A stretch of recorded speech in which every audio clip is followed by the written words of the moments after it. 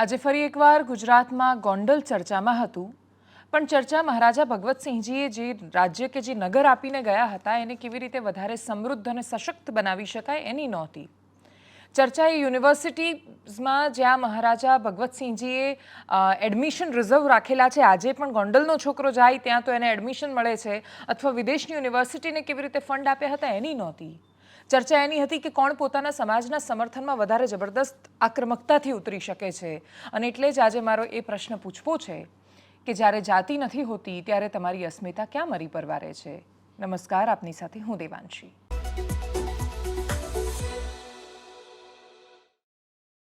ગોંડલમાં શું થયું અને કોણે કેટલી આક્રમકતા બતાવી, હવે શું થવાનું છે, ગોંડલના પૂર્વ ધારાસભ્ય જયરાજસિંહ જાડેજા શું કહી રહ્યા છે, તો જૂનાગઢના કોંગ્રેસના નેતા રાજુ સોલંકી શું કહે છે, કોણ વધારે આક્રમક, વધારે પાવરફુલ, એ બધા વિશે વાત કરતા પહેલા આજથી 1 મહિના પહેલાના એ અકસ્માતની વાત કરવી છે જે એ જ રાજકોટમાં, જે રાજકોટ ગોંડલ રોડ પર ગોંડલથી ખૂબ નજીક ઘટ્યો.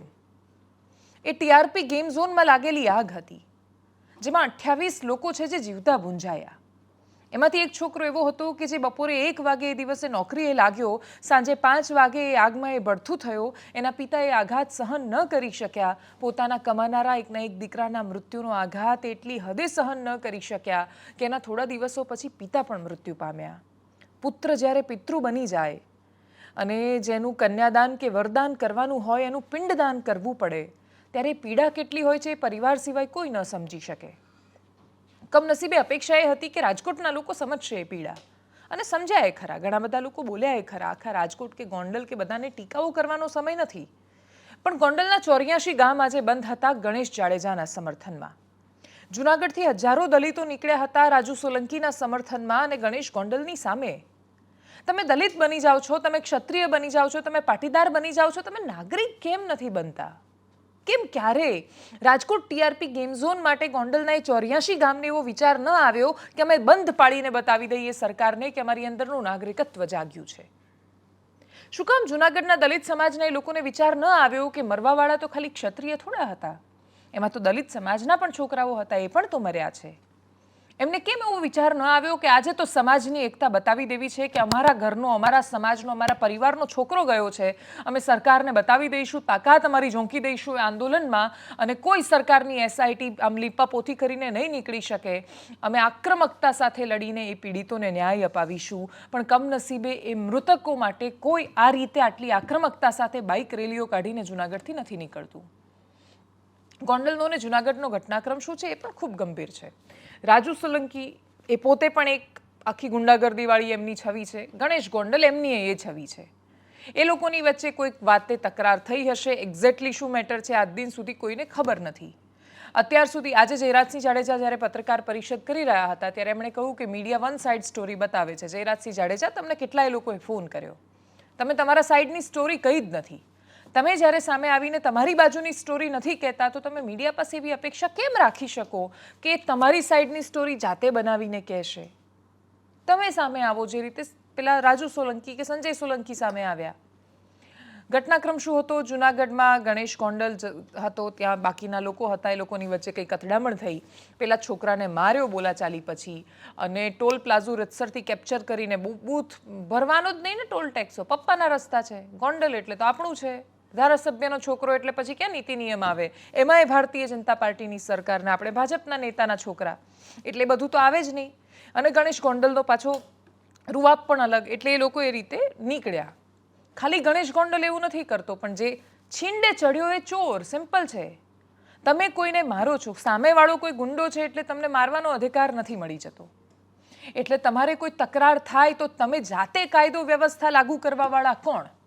અને બિલકુલ એ જ રીતે જ્યારે રાજુ સોલંકી કે બાકીના લોકોએ એમની સાથે સહેજ અકસ્માત થઈ જાય, એમની ગાડીને કોઈ ટક્કર લાગી જાય, કોઈ કંઈ પણ કરી દે, અથવા એમની સામે કોઈ જુએ, કોઈ સામે જુબાની આપી દે, કોઈ દારૂના કેસમાં ફરિયાદ કરે, ટૂંકમાં કોઈ તમારી સામે આંખ ઊંચી કરીને પણ જુએ એટલે તમે તરત જ એને મારવા માટે ઉતરી જાઓ. તો એવી ગુંડાગર્દી રાજુ સોલંકીના પરિવારની પણ છે, એના પણ કેસ સામે આવેલા છે. પણ ગુંડાગર્દી કરવી એટલે જાણે એક લાયસન્સ છે કે તમે મોટા ગુંડા છો. સ્પર્ધા ચાલે છે કે કોણ મોટો ગુંડો સાબિત થાય. અને પોલીસે જ્યારે એ કાયદો અને વ્યવસ્થાનું ઉદાહરણ પૂરું પાડવાનું છે તો કમનસીબે કેટલાક કિસ્સામાં પાડી શકે છે, કેટલાક કિસ્સામાં નથી પાડતા. આ વખતે વાત એટ્રોસિટી સુધી પહોંચી અને દલિત સમાજે એકઠા થવાની વાત કરી. મામલો વધારે વણસે એના પહેલાં પોલીસે કાર્યવાહી કરી દીધી. પણ ગણેશ ગોંડલના સમર્થનમાં જે રીતે લોકો આવ્યા અને જે રીતે દલિત સમાજના લોકોએ રેલી કાઢી, એ જોતા પ્રશ્ન થયો કે શું આ જાતિની અસ્મિતાનો સવાલ હતો? શું રાજુ સોલંકીના છોકરાને એટલે માર મરાયો હતો કેમ કે એ દલિત છે? શું રાજુ સોલંકીની પાછળ ક્ષત્રિય સમાજના જ કોઈ નેતા નથી કે જે એ લોકોની ઇન્ટરનલ લડાઈમાં તમારા સમાજને હથિયાર બનાવી રહ્યા છે? જ્યારે આવા લોકો સમાજના નામ પર તમને હથિયાર બનાવીને તમારો ઉપયોગ કરવા માંડે ત્યારે યાદ રાખજો કે જ્યારે ખરેખર સમાજને જરૂર હશે ત્યારે કોઈ ઊભું નથી રહેવાનું. લોકો એવું સમજશે કે રાજકીય હાથો તમે બની રહ્યા છો. જ્યારે આ દેશને એના નાગરિકની જરૂર પડી છે ત્યારે કમનસીબે કોઈ ટોળું ભેગું નથી થયું. જાતિ અને ધર્મના નામ પર જ ટોળા નીકળે છે. એટલી હદે જાતિવાદ ભરાયેલો છે લોકોના મગજમાં કે પોતાની સમસ્યાઓ ઉપર બોલવા નથી દેતો. જ્યારે ખરેખર જરૂર હતી કે બાઇક રેલીઓ નીકળે, ગામના ગામ બંધ થાય અને સરકારના નાકે દમ આવે કે જો આ ભ્રષ્ટાચારીઓ સામે અમે કાર્યવાહી નહીં કરીએ અથવા બધા ભ્રષ્ટાચારને નહીં રોકીએ તો સમસ્યા આવશે, ત્યારે કમનસીબે કોઈ સામે ન આવ્યું. ના ગોંડલના 84 ગામ સામે આવ્યા, ના જૂનાગઢનો દલિત સમાજ સામે આવ્યો. જયરાજસિંહ જાડેજાનું એવું કહેવું છે કે સમાજના લોકોએ એમને એક સાથે સમર્થન આપ્યું છે. આ બધું આકસ્મિક ગણાય. એક સૌથી મોટો પ્રશ્ન છે. જયરાજસિંહ જાડેજા પોતાની પત્રકાર પરિષદમાં એવું કહી રહ્યા છે કે એમને કોઈ એવું વેર નહોતું એ જે વ્યક્તિ હતો એની સાથે. આકસ્મિક ઝઘડો થયો ને આ થયું. આકસ્મિક ઝઘડો થાય તો મારવાનું કોઈને? આકસ્મિક ઝઘડો થાય તો કોઈનું અપહરણ કરીને તમારા ફાર્મ હાઉસ પર લાવીને એને ધીબીને એનો નગ્ન કરીને એનો વિડીયો બનાવવાનો? જો તમે આકસ્મિક ઘટનામાં આ કરો છો તો તમે વેરમાં શું કરતા હશો? અને જ્યારે કોઈ એવું કહે કે આખું ગોંડલ જાણે છે કે તમે શું કરતા હશો, ત્યારે એ ગોંડલ બદનામ નથી થતું. ગોંડલનું નામ તો મહારાજા ભગવતસિંહજીમાં પણ છે, પણ એ તો ગોંડલવાળાએ નક્કી કરવાનું છે ને કે એમણે પોતાના નામની પાછળ અથવા એની સાથે કોનું નામ જોડાવવું છે, જોડવા દેવું છે, તો એ તો ગોંડલના લોકો નક્કી કરશે. ક્યારેક કોઈ રીબડાનો જમાનો ચાલે તો ક્યારેક જયરાજસિંહનો જમાનો ચાલે. આ સ્પર્ધા નથી ચાલી રહી. અલ્પેશ ઢોલરિયા ત્યાંના એપીએમસીના પ્રમુખ છે. એ પોતાની એક વાતચીતમાં એવું કહેતા સંભળાયા અને એના પર ત્યાંના જ એક પાટીદાર છોકરાએ પ્રશ્નો પણ કર્યા. એમણે કહ્યું કે ગણેશ ગોંડલ વેપારીઓને રક્ષણ આપે છે. રક્ષણ આપવાનું કામ ગણેશ ગોંડલનું છે કે ગુજરાત રાજ્યની પોલીસનું છે? અલ્પેશ ઢોલરિયા તો પોતે ભારતીય જનતા પાર્ટીના નેતા છે, ત્યાંના રાજકોટના પ્રમુખ છે. તમે કેમ એટલી આક્રમકતા સાથે 84 ગામના બંધનું એલાન ન આપ્યું જ્યારે ટીઆરપી ગેમ ઝોનનો આકાંડ થયો? તમે ત્યારે ક્યાં હતા કે જ્યારે ખરેખર જરૂર હતી ગુજરાત રાજ્યને? તમારી અંદરની નેતાગીરી ત્યારે ક્યાં મરી ગઈ હતી જ્યારે ખરેખર ભ્રષ્ટાચારીઓ માથા પર તાંડવ કરતા હતા, તાગડધીન્ના કરતા હતા અને બાળકો મૃત્યુ પામતા હતા? શું એ નૈતિક જવાબદારી કોઈ નેતાની ત્યારે નથી જાગતી જે અત્યારે જાગે છે? કોઈ ગણેશ ગોંડલ માટે આવે છે, કોઈ રાજુ સોલંકી માટે આવે છે, કોઈ દેશના નાગરિક માટે તો આવો સામે. જ્યારે ખરેખર નાગરિકને જરૂર પડે છે બોલવાની ત્યારે તમે બધા કેમ ચૂપ થઈ જાઓ છો? અલ્પેશ ઢોલરિયા કહે છે ગણેશ ગોંડલ રક્ષણ આપે છે વેપારીઓને. એટલે રક્ષણ કોણ આપશે? નક્કી કરી દો. તો આપણે એમને યુનિફોર્મ આપી દઈએ, ગણેશ ગોંડલના આઈપીએસ બનાવી દો અને એમને કહો કે ભાઈ આ જિલ્લા તાલુકાની જવાબદારી તમારી. રાજકોટના એસપી જે ગ્રામ્ય વિસ્તારના છે એને ક્યાં બિચારાને ટાઈમ વેસ્ટ કરવાની ક્યાં જરૂર છે? એમની તો જરૂર જ નથી ત્યાં. ત્યાં તો કાયદો અને વ્યવસ્થા બધું એ લોકો સંભાળી લેવાના છે. જૂનાગઢના એ વિસ્તારમાં રાજુભાઈ સોલંકીને આપી દો. બિચારા જૂનાગઢના એસપી શું કામ કર્યા કરશે આખો દિવસ જો એમણે જ જાતે નક્કી કરવાનું છે કે કાયદો અને વ્યવસ્થા શું થશે? આ સમાજ સામે સમાજનો પ્રશ્ન નથી. આ બે વ્યક્તિઓનો અંદરનો ઝઘડો છે અને કાયદો અને વ્યવસ્થા ત્યાં સ્થાપિત કરવાની જરૂર છે. બંને પક્ષે જરૂર છે. કોઈ ગુંડો છે તો એને મારવાનો અધિકાર ગણેશ ગોંડલને નથી. કોઈ ખોટું કરે છે તો એને ન્યાય ગણેશ ગોંડલ પોતાના ગણેશગઢમાં નહીં જ આપે. અને જો આવું થાય છે, સતત થાય છે ને એના સમર્થનમાં 84 ગામ બંધ રહે છે તો 84 ગામના લોકો જવાબ આપો કે તમે ભારત દેશમાં વસો છો ને? જો તમે ભારત દેશમાં છો, આ દેશનું બંધારણ માનો છો અને આ દેશના નાગરિક પોતાને માનો છો, તો તમારે કાયદો અને વ્યવસ્થાનું રક્ષણ લેવાનું છે. નહીં કે જયરાજસિંહ જાડેજા કે નહીં કે પેલા રીબડાવાળા ભાઈ કે પછી નહીં કે જૂનાગઢના રાજુ સોલંકી. આવું જ્યારે થાય છે ત્યારે એટલી હદે એ પ્રશ્નો થાય છે કે આપણી અંદરનું નાગરિકત્વ બધા ભેગા થઈને મારી રહ્યા છે અને તમે એમનું પોષણ કરો છો, સતત કરો છો.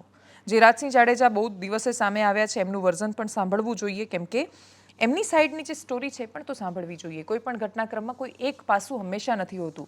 કોઈ એક વ્યક્તિ સંપૂર્ણ ખોટો નથી હોતો તો સંપૂર્ણ સાચો પણ નથી હોતો. બસ ખાલી ગણેશ ગોંડલનું સમર્થન શું કામ? કોઈને મારવા માટે, ટોલ પ્લાઝો તોડવા માટે જેના સીસીટીવી સામે છે, અપહરણ કરીને લાવો ને કોઈને નગ્ન કરીને વિડીયો બનાવો ને પછી તમારા સમર્થનમાં લોકો આવી જાય, તમને બળ ત્યાંથી મળે છે.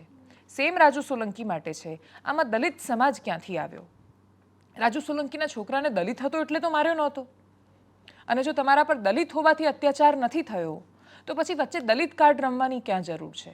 જ્યારે નેતાઓ આવું કરે છે ત્યારે એ સમાજ જ્યાં ખરેખર વંચિતો છે, શોષિતો છે, અનેક ગામડાઓમાં બિચારો એ ડરનો કેટલો શિકાર હશે કે આજે આટલું મોટું સંમેલન નીકળ્યું, જુનાગઢથી બાઇકો આવી પણ ગોંડલના લોકો ન ગયા. એટલા માટે નહીં કે એમને જયરાજસિંહ માટે માન છે, પણ ડર છે ત્યાં. અનેક ગામડાઓમાં પદ્મિનીબા વાળાનો ઓડિયો મેં જ્યારે સાંભળ્યો હતો દલિત સમાજ માટે, ત્યારથી એટલું સમજાઈ ગયું હતું કે મગજમાંથી આ લોકોને ગયું નથી હજી કે આ બધા અમારી નીચે ને અમે ઉપર. એ જ્યાં સુધી નહીં જાય ત્યાં સુધી કોઈ ફરક પડવાનો નથી. એટલે ઘોડી પર નહીં ચડવા દેવાનો, મૂછ નહીં રાખવા દેવાની, એની જમીન પર એને ખેડવા નહીં દેવાનું. અનેક સમસ્યાઓ છે. બિચારો માણસ ગટરમાં પડીને મરે છે. તમારો ને મારો કચરો સાફ કરતા કરતા મરે છે. અને તોય એના માટે સમાજ બાઇક રેલીઓ નથી કાઢતો. એના માટે સમાજ સંગઠિત નથી થતો. સમાજ સંગઠિત થાય છે કે ભાઈ રાજુ સોલંકીના છોકરાને જયરાજસિંહ જાડેજાના છોકરાએ માર્યું એટલે આપણે આવી જઈએ છીએ. ગુંડાઓની લડાઈમાં વચ્ચે કચડાઈને મરતી જનતા આ દેશને વધારે મારી રહી છે અને પોતે મરી રહી છે. જયરાજસિંહ જાડેજાને સાંભળીએ, રાજુ સોલંકીને સાંભળીએ અને બાકીના બધાએ જે કાર્ડ રમ્યા છે એને પણ સાંભળીએ. હા, તો લોકો ભાઈ રેલી છે, સભા છે, સરઘસ છે, આની અંદર કોઈ આ રીતે બોલતું હોય એનાથી એનું લેવલ અને મારું લેવલ બેના લેવલમાં ઘણો બધો તફાવત પડે છે. એટલે આવા લોકોને મને લાગતું નથી કે મારે જવાબ દેવો જોઈએ. આવતા દિવસોની અંદર જે કાંઈ પ્રેસ મીડિયામાં ચાલ્યું છે એની પણ હું અત્યારે તમને વાત કરું છું. પણ એ તો ગોંડલની જનતા જવાબ દેશે. મારે કે મારા ગણેશે એનો જવાબ નથી દેવાનો, તો ગોંડલની જનતા સમયમાં જવાબ આપશે. અને વિશેષ એ પણ કહી દઉં, અત્યાર સુધી જે મીડિયાની અંદર ચાલ્યું છે એ એકતરફી બધું હાલ્યું છે કે ભાઈ અહીં આવું છે, અહીં તેવું છે. એલાન આપ્યા વગર ગામ જ્યારે બંધ રહે છે, દરેક સમાજનું મને સમર્થન મળે છે, મને દલિત સમાજનું સમર્થન મળે છે. ત્યારે નરી વાસ્તવિકતા તમે બધા પણ મિત્રો જોઈ શકો છો કે ગોંડલની વાસ્તવિક પરિસ્થિતિ શું છે. અને આવતા દિવસોની અંદર જનતા એનો સૂર વ્યક્ત કરવા માટે જનતા ભેગી થવાની છે. આમ સમાજ ભેગો થવાનો છે અને એમાં ગોંડલની જે બદનામી થઈ છે એની જતા જનતા કરવાની છે. અને મને લાગે છે કે ગોંડલનું સર્ટિફિકેટ કોઈ અમદાવાદથી પ્રેસ મીડિયાના મિત્રો આપી દે, કોઈ ફલાણા ગામથી આપી દે કે કોઈ મીડિયા ચેનલ આપી દે એટલે ગોંડલ બદનામ થઈ જાય છે, અથવા તો ગોંડલને સારું કહી દે તો સારું થઈ જાય, આવું હું કંઈ માનતો નથી. પણ અહીંની લોકલ જો વાત કરવામાં આવે તો ગોંડલની જનતા જ આનો જવાબ આપે મને વ્યાજબી લાગે છે. અને ગોંડલની જનતા 100% જે રીતે મીડિયાની અંદર અપ્રચાર થયો છે, ભ્રામક પ્રચાર થયો છે, એનો જવાબ મીડિયા સમક્ષ મારી જનતા આપશે. મારી દ્રષ્ટિએ જે કાંઈ ઘટના ઘટી છે આ ઘટના એક આકસ્મિક છે. અને આકસ્મિક ઘટના કેને કહી શકાય કે દાખલા તરીકે તમે અત્યારથી તમારું વ્હીકલ લઈને તમે તમારા ઘરે જાઓ છો અને તમારે કદાચ કોઈની યારે અથડાવવાનું થાય તો તમારો કોઈ ઈરાદો ખરો? આ ઘટનાને માત્ર ને માત્ર હું આકસ્મિક ગણાવું છું. કોઈ પૂર્વ યોજિત આની અંદર કાવતરું નથી. જે જૂનાગઢનો દલિત પરિવાર છે એની યારે મારે પારિવારિક કોઈ વાંધો નથી, મારે પેઢી દર પેઢીનું કોઈ વેરઝેર નથી. આ લોકોને હું કોઈને ઓળખતો પણ નથી. ગણેશ પણ એને ઓળખતો નથી. મેં તમને કીધું એમ આ ઘટના માત્ર ને માત્ર આકસ્મિક ઘટેલી છે. કે જ્યારે ગુજરાતભરના અનુજાતિ સમાજના લોકોએ જે અલ્ટિમેટમ આપ્યું હતું, અલ્ટિમેટમના અનુસંધાને અમે જુનાગઢથી સરદારના બાબલેથી બાબા સાહેબના સ્ટેચ્યુએ ફૂલહાર વિધિ કરી અને અહીંથી અમે વડાલ જવાના છીએ. વડાલ પાટીદાર સમાજના લોકો અમારી સાથે જોડાવાના છે અને પાટીદાર સમાજના લોકોએ જે અમારી ઠંડા પીણાની પાણીની વ્યવસ્થા કરી છે બદલ પાટીદાર સમાજનો પણ હું આભારી છું. મારી જે લડાઈ છે એ કોઈ સમાજ આરે લડાઈ નથી, ક્ષત્રિય સમાજ આરે અમારે કોઈ વાંધો નથી. માત્ર જયરાજસિંહ અને જયરાજસિંહના દીકરો ગણેશની દબંગગીરી હારે અમારો વાંધો છે. મારા દીકરાનું જે અપહરણ કરી અને એને મારવામાં આવ્યો છે તો અમારા દીકરા ઉપર થયું એવા બીજા કોઈ દીકરા ઉપર ન થાય. ત્યારે હું સમગ્ર સમાજને આહવાન કરું છું કે તમે બધા અમારી રેલીને સપોર્ટ આપો. અને આજે તમે જોતા હશો પ્રેસમાં, જે સોશિયલ મીડિયામાં તો અનેક લોકો બહાર આવ્યા છે કે જયરાજસિંહના દીકરાએ અને જયરાજસિંહે મારા પગ માંગી નાખ્યા છે, મારી ઘરવાળીને મારી છે, અમે ગામ છોડીને જતા રહ્યા છીએ. તો જયરાજસિંહ અને જયરાજસિંહના દીકરા ઉપર ગુના દાખલ કરવામાં આવે, સરકાર ગતિશીલ થાય આગળ વાત વનરક્ષક ગૌણ સેવાએ લીધી છે પરીક્ષા, એમાં થયેલો લોચો, અનેક પ્રશ્નો જ્યારે વાંચ્યા ત્યારે એમાં થયેલો લોચો, અને કાશ ગુજરાતના યુવાનો પોતાના મુદ્દા પર આવે. અત્યાર સુધી જેટલા આંદોલનો થયા 2019ના બિન સચિવાલય કે એના પછીના 1-2 વિદ્યાર્થીઓના આંદોલનને બાદ કરતા કોન્ક્રીટ મુદ્દાસરના આંદોલન કયા થયા કે જ્યાં ખરેખર તમે જેન્યુઅન મુદ્દા માટે રસ્તા પર ઉતરો છો? કોઈ ઇન્ડસ્ટ્રી છે કે જે આખા ગામનું શોષણ કરી રહી છે અથવા પોલ્યુશન કરી રહી છે, જીવવાનું હેરાન કરી રહી છે. આ બધું જ થાય છે ત્યારે ગામના ગામ, થોકના થોક લોકો નથી ઉભરાતા ગાંધીનગરમાં. પોતાના મુદ્દાઓ માટે નથી બોલતા લોકો. જાતિ અને ધર્મને એવા નશામાં એમને રમાડીને રાખ્યા છે બધા, અને બંને રાજકીય પક્ષોએ આ કર્યું છે. એક જાતિનું પોષણ કરે છે, એક ધર્મનું પોષણ કરે છે. બંનેના તો ધંધા ત્યાંથી ચાલે છે, એમની તો રાજનીતિ છે, પણ તમે તો નાગરિક બનો. વનરક્ષકની પરીક્ષામાં જે સમસ્યાઓ બીડગાર્ડની પરીક્ષામાં સામે આવી, કંઈ પણ પ્રશ્નો પૂછ્યા છે. એટલે જેમ કે એક પ્રશ્ન 9મા નંબરનો એવો છે કે 1924માં સરદાર પટેલ કયા શહેરના મ્યુનિસિપલ મેયર બન્યા હતા? તો એના પછી 11મો નંબરનો પ્રશ્ન છે કે સરદાર પટેલ કયા વર્ષમાં અમદાવાદના મેયર હતા? ઉપર પૂછ્યું છે કે 1924માં પટેલ કયા શહેરના મેયર હતા, નીચે લખો છો અમદાવાદમાં કયા વર્ષમાં પટેલ મેયર હતા. તો આ કયું ટાઈપનું પેપર તમે કાઢ્યું છે? એનાથી વિશેષ ચિત્તાનો તો એવો ભયાનક પ્રશ્ન પૂછ્યો છે.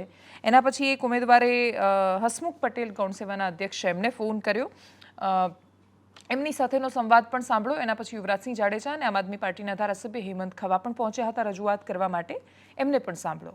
રૂબરૂ આવીને રજૂઆત કરો રાઇટિંગમાં. પણ સર હવે તો તમે નોર્મલાઇઝેશન આવી જશે તો હવે કઈ રીતનું કરવાનું સર? અમે તો માર્કિંગ અમારું ડાઉન થઈ ગયું છે સર. હા ભાઈ, તને રિઝલ્ટ આપી દીધું, નિમણૂક આપી દીધી, એવું તો થઈ ગયો ઓર્ડર? ઓર્ડર તો નહીં થયું સર, પણ હવે અમારે શું કરવાનું એમાં? રૂબરૂ આવીને રજૂઆત કરવાની. ઓકે, નિરાકરણ થઈ જશે ને? નિરાકરણ લાવવું જ છે મારે. એ સારું સર. હવે રૂબરૂ આવીને રજૂઆત કરો જી કે ભાઈ આટલા પ્રશ્નો ખોટા છે, અને ચિત્તો તો હમણાં મોદી સાહેબ 2 વર્ષ પહેલા કે 4 વર્ષ પહેલા બહારથી લાવે ચિત્તો ભારતમાં છે જ નહીં.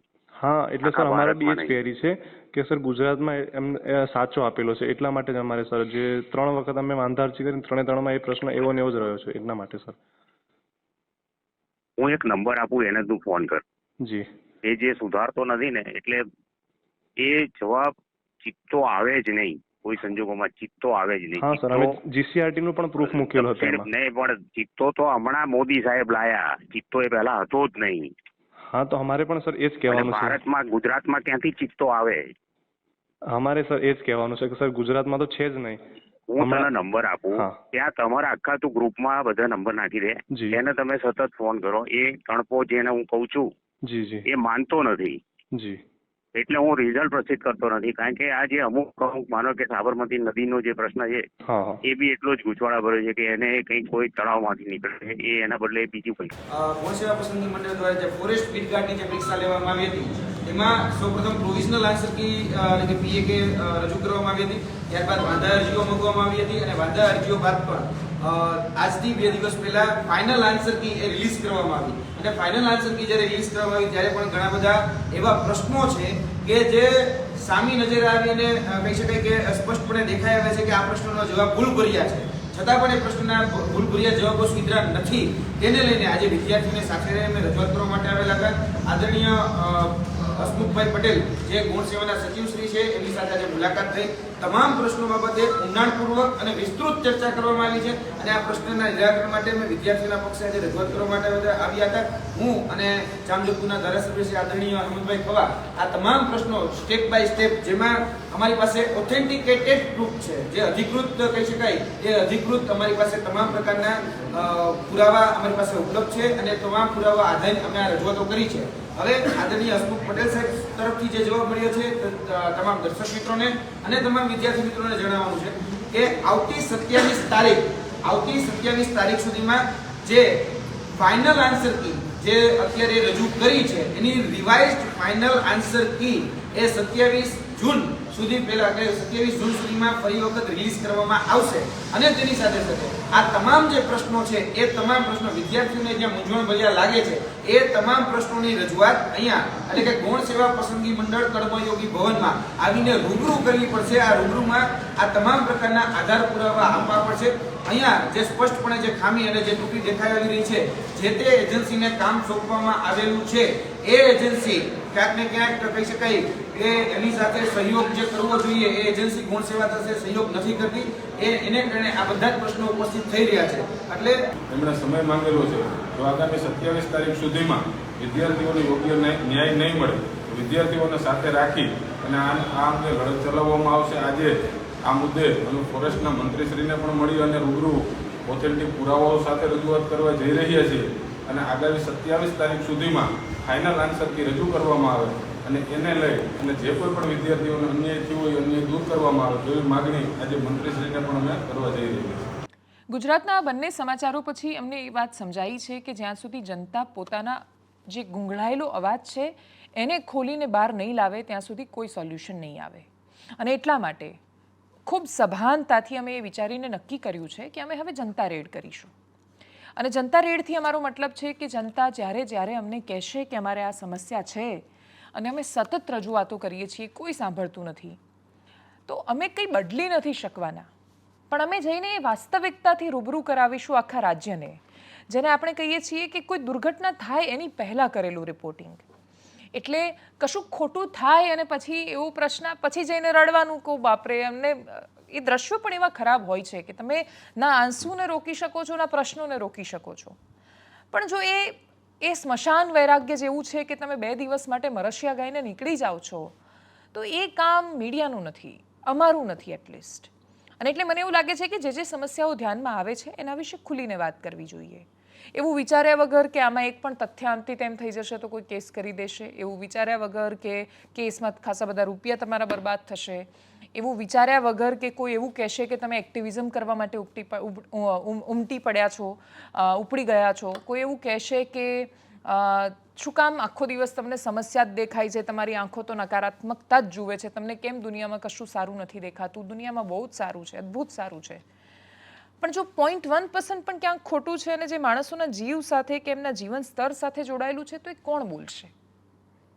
આખી દુનિયા સરસ મીઠી મીઠી શુગર કોટેડ વાતો કરશે તો કોણ તમને તીખી કડવી પણ જે પણ છે હકીકત કહેશે? અને એટલા માટે અમે શરૂ કરી દીધી છે જનતા રેડ. અમદાવાદની સેટેલાઇટ સ્કૂલમાં ઉદ્ગમ સ્કૂલ છે, ત્યાં અમને ત્યાંના સ્થાનિકોએ, સોસાયટીવાળા લોકોએ ખૂબ ફરિયાદો કરી. એમણે અમને ડોક્યુમેન્ટ્સ આપ્યા અને એમણે કહ્યું કે અમારી કોઈ રજૂઆત નથી સાંભળતું. અમે શાળામાં ગયા, અમે ત્યાંની સ્ટોરી કરી. એના પછી એ સ્કૂલ ચલાવતા મનન ચોકસી છે, એમણે એક વિડીયો રિલીઝ કરીને કહ્યું કે ફાઇબરથી નથી બનેલો 4થો માળ, અને એટલે એમણે ગેરંટી આપી છે પોતાના વાલીને કે તમારા બાળકની સુરક્ષાની જવાબદારી એમની છે.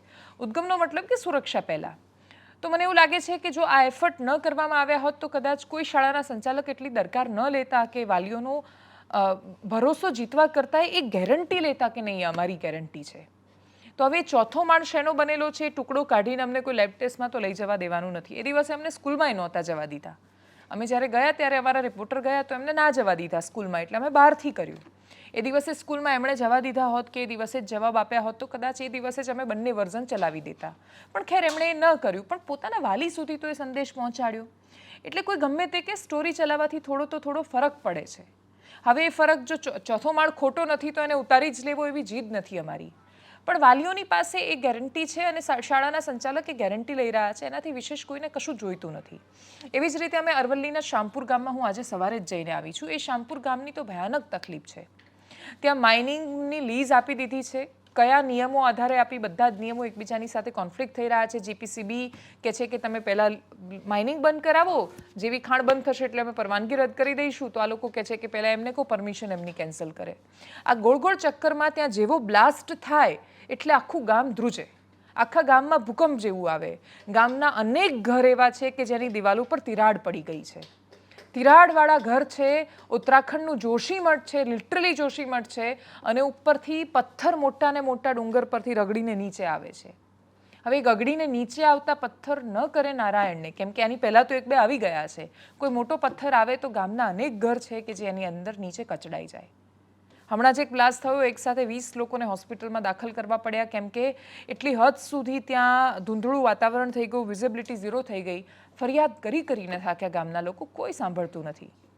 જે ફરિયાદ કરવાવાળો અને ધક્કા ખાવાવાળો માણસ છે તો પોતે એબીવીપીનો કાર્યકર્તા છે. એ છોકરો કહે છે હું ભારતીય જનતા પાર્ટીનો એકદમ સક્રિય સભ્ય છું, માત્ર સભ્ય નહીં એક પદ પર પણ છે એ વ્યક્તિ તાલુકામાં, અને છતાંય કોઈ નથી સાંભળતું. આવું જ્યારે થાય ત્યારે એ લોકોની અપેક્ષા માત્ર મીડિયા પાસે હોય છે. એનો વિસ્તારથી સ્ટોરી તમે અમારી ચેનલ પર ટૂંક સમયમાં જોઈ શકશો. અમે ત્યાં કેવી રીતે માઇનિંગ ચાલે છે, કેટલું નજીક છે, અંતર નથી, નીતિ નિયમોનું પાલન નથી કરાવ્યું, એ બધું જ અમે કર્યું છે. પણ હવે આ રીતે ગામડાઓમાં જઈને અમે સતત એ સમાચાર એટલે બતાવીશું કે કેમ કે કાલે શાનપુરમાં કશું થાય અને પછી ત્યાં જઈને કહીએ કે સરકાર શું કરતી હતી ને કલેક્ટર શું કરતા હતા અને જેપીસીબી શું કરતું હતું, જવાબદારીઓ નક્કી કરો, એસઆઈટી બનાવો, સજા આપો, ન્યાય આપો, તો એ તો તમે અત્યારે નહીં કરો કશુંક તો ભવિષ્યમાં એ જ કરવાનું છે. પણ છતાં એ વખતે એટલો સંતોષ તો હોવો જોઈએ કે જ્યારે અમારી પાસે ફરિયાદ આવી હતી ત્યારે અમે ચૂપ નહોતા. એટલા માટે citizens@jamavat.com આ અમારું મેલ આઈડી છે, એના પર તમે અમને મેલ કરી શકો છો જો તમારી કોઈ પણ સમસ્યા છે તો. નીચે તમને બેન્ડમાં પણ દેખાતું હશે તો આ મેલ આઈડી પર મેલ કરજો જો તમને એવું લાગે છે કે તમારા ગામમાં પણ એવી સમસ્યા છે. અને બીજું કે પ્લીઝ એના માટે મેલ ન કરતા કે અમારા ગામમાં કચરો નથી વળાતો ને અમારા ગામમાં સરપંચ આ કરે છે કે અમારા ગામમાં અંદરના ઇસ્યુ માટે તમે જમાવટને વચ્ચે ભોગ ન બનાવતા. જો તમે એવા મુદ્દા છે તમારા કે જે તમે વારંવાર રજૂઆત કરી છે અને છતાં સોલ્વ નથી થતા તો અમે ચોક્કસથી એનો અવાજ બનવાની કોશિશ કરીશું. છેલ્લે વાત દેશના સમાચારની, રાજનીતિના સમાચારની કરીએ. ઓડિશાના મુખ્યમંત્રી પછી આંધ્રપ્રદેશમાં ચંદ્રબાબુ નાયડુની શપથ હતી. પવન કલ્યાણ ડેપ્યુટી સીએમ બન્યા અને પવન કલ્યાણ, ચિરંજીવી, આ બધા તો સાઉથ ઇન્ડિયન મૂવી હું બહુ જોઉં છું એટલે આ બધા ખૂબ જાણીતા એક્ટર્સ છે અને એમનો એક વિડીયો બહુ વાયરલ થયો. પવન કલ્યાણનો આની પહેલાં પણ પોતાના મોટા ભાઈને પગે લાગતો વિડીયો વાયરલ થયો. આજે નરેન્દ્ર મોદી પવન કલ્યાણને પણ લઈને આવ્યા, ચિરંજીવીને પણ લઈને આવ્યા અને ત્યાંથી જે માહોલ સર્જાયો છે, આંધ્ર અને એના સિવાય બાકીના પ્રદેશોનું રાજકારણ કેટલું અલગ છે એ પણ તમને ત્યાંથી સમજાશે. ત્યાં નેતાઓ સાથે લોકોનું એક જોડાણ હોય છે અને લોકો એ કનેક્શન પોતાનું મહેસૂસ કરતા હોય છે. చంద్రబాబు నాయుడుని శపథవిధిన ఏ వైరల్ వీడియోని એકદમ સંક્ષિપ્તમાં જોઈએ. అలాగే వేదికకి కుడివైపునున్నటువంటి ప్రముఖులు అందరి దగ్గరికి కూడా పేరు పేరున వెళ్ళి పలకరిస్తున్నటువంటి శుభవేళ పద్మభూషణ్ మన megastar Chiranjeevi, megastar power star, అటు మెగాస్టార్ ఇటు పవర్ స్టార్. ఇది అరుదైనటువంటి చిత్రం. అలాగే మన పెద్దలు బాలయ్య బాబు గారు,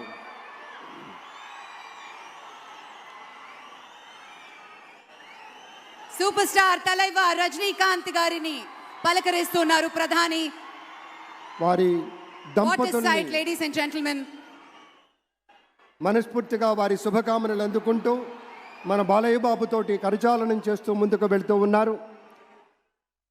వేదిక మీద అందరినీ పేరున పలకరిస్తూ રજનીકાંત ગાరితో પ્રત્યેకంగా మాట్లాడుతూ ఉన్నారు. ఇది ప్రేమ. એનાલિસિસમાં અત્યારે બસ આટલું જ. ખરેખર કશુંક બદલાય અને લોકો માત્ર જાતિ કે ધર્મ માટે નહીં, માત્ર જાતિની અસ્મિતા કે એના ગૌરવ માટે નહીં, પોતાના નાગરિકત્વ માટે બોલતા થાય. એમના અવાજો ખુલે, એમની બાઇકને સેલ ત્યારે એ વાગે જ્યારે રાજકોટ ટીઆરપી ઝોનમાં કંઈક થાય છે. એ 84 ગામો બંધ કરવાની તસદી ત્યારે એ લે જ્યારે ત્યાં કંઈક થાય છે. કોઈને ગણેશ ગોંડલના કે રાજુ સોલંકીના કે પેલા રીબડાવાળા ભાઈના સમર્થનની કે એમના રક્ષણની જરૂર ન પડે. અનિરુદ્ધસિંહ જાડેજા, આ કોઈના રક્ષણની જરૂર ન પડે અને માણસ પોતાને સુરક્ષિત મહેસૂસ કરે એ પ્રકારનું વાતાવરણ બને એવી કોશિશ કરીશું. એટલીસ્ટ આપણા તરફથી થઈ શકે એટલી.